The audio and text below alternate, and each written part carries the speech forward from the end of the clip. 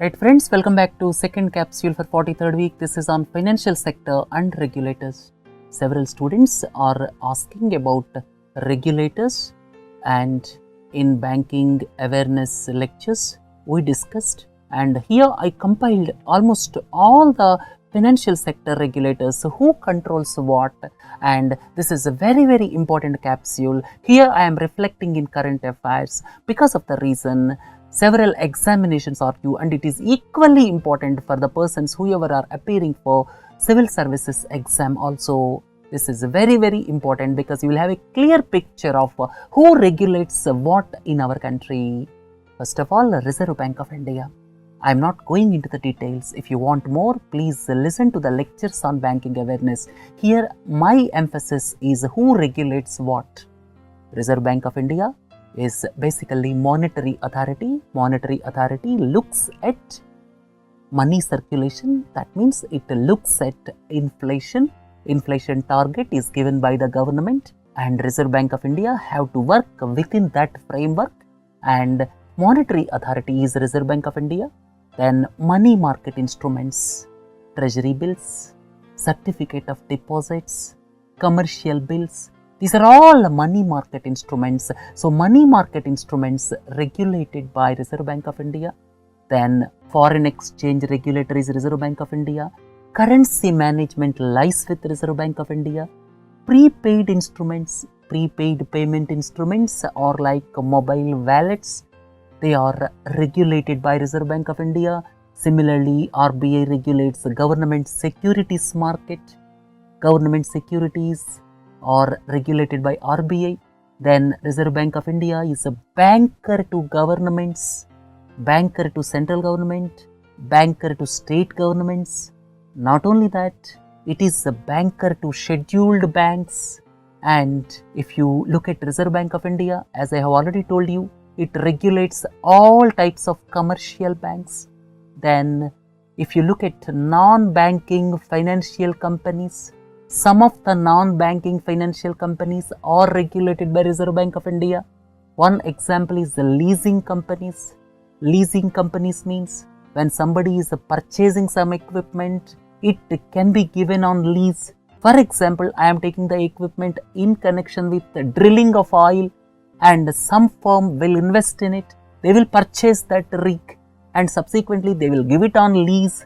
Then that relation is a lessee relation, and leasing companies are regulated by Reserve Bank of India. Then factoring companies. When A sold something to B, A sold, suppose 10,000 computers to B, instead of waiting for the payment from B, A will approach some factoring company C. So factoring company C will pay to A, and subsequently they will get payment from B. So these factoring companies, I have given examples, so please look into this slide. So factoring companies are regulated by RBI. Microfinance institutions which are into lending of small amounts, I have given examples, please look into this slide. These are also regulated by Reserve Bank of India. Asset reconstruction companies which were established subsequent to the SARFAESI Act of 2002 are also regulated by Reserve Bank of India, and please look into this slide. These are asset reconstruction companies.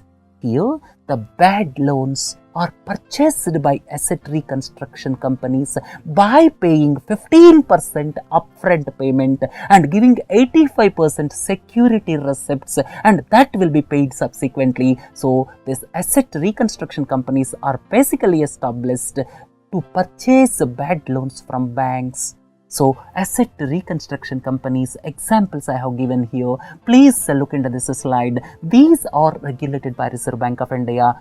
At the same time, Exim Bank, which is into export-import aspects and financing those aspects, is also regulated by Reserve Bank of India. And if you look at cooperatives, there are two types: rural cooperatives, urban cooperatives. First, let us take rural cooperatives. Rural cooperatives can be 3-tier, 2-tier. Some states have got a 3-tier structure of rural cooperative banks. Some states have got a two-tier structure of rural cooperative banks. If you look at the regulation aspect, banking part is regulated by Reserve Bank of India, giving license, cancelling license. Banking part is regulated by RBI. Supervisory role is the NABARD. Management control is the state governments. So this is very important. If you look at urban cooperatives can be in single state or multi-state.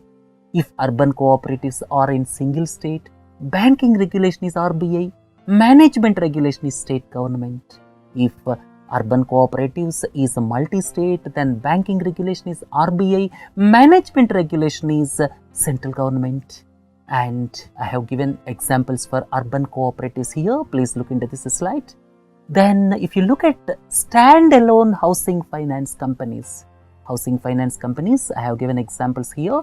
Please look into this slide. So standalone housing finance companies are regulated by National Housing Bank. NHB is the subsidiary of RBI. RBI has got 3 fully owned subsidiaries. Please don't forget. One is National Housing Bank, second one is DICGC, third one is Bharatiya Reserve Bank Note Mudran Private Limited. These 3 are wholly owned subsidiaries of Reserve Bank of India, and this National Housing Bank, headquartered in Delhi, regulates housing finance companies. PFRDA, Pension Fund Regulatory Development Authority, regulates all pension funds. And IRDAI regulates insurance companies. Please look into this slide. These are examples of insurance companies, and it regulates all the insurance companies, including Export Credit Guarantee Corporation as well as agricultural insurance also. And at the same time, when it is ULIP means Unit Linked Insurance Plan. Unit Linked Insurance Plan involves not only insurance but investments in capital markets, and they are also regulated by IRDAI. Please do not forget, IRDAI is headquartered in Hyderabad. And here another important aspect, Ministry of Finance is the regulator for small savings schemes, or you can say Ministry of Finance administers small savings schemes. You may have a pertinent question. Examples for small savings schemes: Post Office Savings Deposit, Post Office Recurring Deposit, Sukanya Samruddhi Scheme. These are all examples of small savings schemes, and these are administered by Ministry of Finance. And if you look at the Ministry of Corporate Affairs, non-banking, non-financial companies. The company is non-banking, at the same time non-financial. The examples you may ask, please look into this slide. Reliance Industries, it is a non-banking company, non-financial company. L&T. So these are the examples, and these are regulated by Ministry of Corporate Affairs. And at the same time, Nidhi companies, these are also regulated by Ministry of Corporate Affairs. And state governments regulate Ponzi schemes and chit funds. There was some regulatory confusion some time back, whether Ponzi schemes comes into the regulatory purview of state governments or SEBI. But recently, SEBI clearly stated Ponzi schemes comes under the regulatory purview of state governments. At the same time, chit funds are regulated by state governments. You may ask, what is meant by Ponzi scheme? Please look into this slide. It is named after famous person, that is Charles Ponzi of Italy. Here, they will promise exorbitant returns. For 100 rupees, by the end of the month, we will give 200. Like that, they will give exorbitant interest to very few persons in the beginning. After that, they will collect huge money and they will go away with that huge money. So this is a Ponzi scheme, regulatory state government. And at the same time, chit funds, please look into this slide. These are examples of chit funds regulated by state governments. And finally, most important, Securities and Exchange Board of India. This regulates these aspects I have given in this PPT.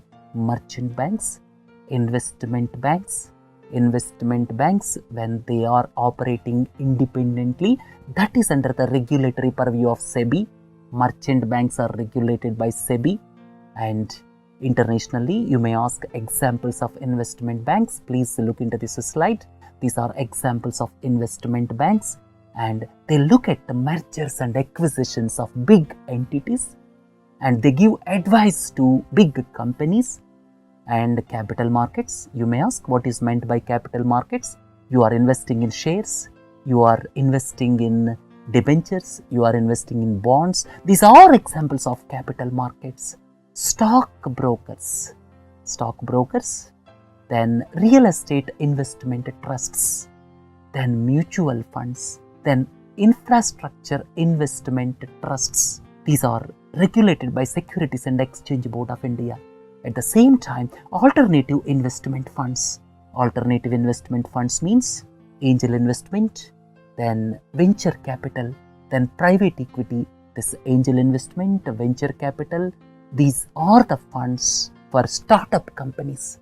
And at the same time, private equity funds, hedge funds, these are all regulated by Securities and Exchange Board of India. And commodities futures or options. Commodities futures were allowed from previous days, but commodities options were allowed recently. So these are regulated by Securities and Exchange Board of India, and at the same time stock exchanges. Please look into this slide. BSE, NSE, these are examples of stock exchanges. These are regulated by SEBI, and collective investment schemes with the corpus of rupees 100 crore or more are also regulated by Securities and Exchange Board of India. So I discussed in detail about the financial sector regulators in this country. So please do not get confused. And with this lecture, you will be clear about who regulates what, and this is very much useful not only for banking examinations but also UPSC Group 1 examinations also. This is most important capsule, and please keep it as collector's item. Right friends, have a nice day. Thank you.